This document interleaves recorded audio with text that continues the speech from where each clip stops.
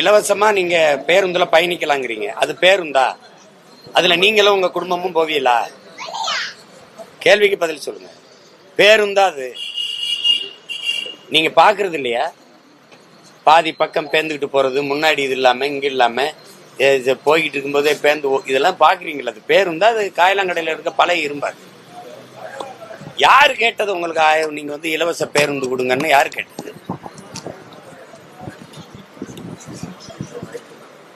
யாரு கேட்டது? இலவச பேருந்துல போறதுக்கு என்ன மரியாதை கொடுத்தீங்கன்னு பாத்தீங்கல்ல? மகளிர்லாம் சொல்லலையா? ஓசியில் தானே வர, நின்று வரன்னு சொன்னதெல்லாம் கேட்டது இல்லையா? அப்புறம்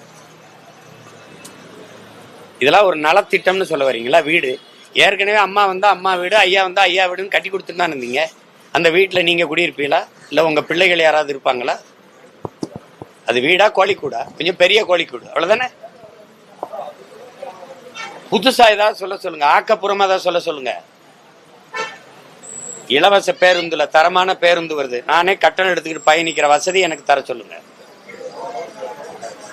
1000 ரூபாயில 2000 கூட இல்ல, மாசம் 20,000 ஈட்டி கொள்ளக்கூடிய வேலை வாய்ப்பை என் தாய்மார்களுக்கு கொடுக்க சொல்லுங்க.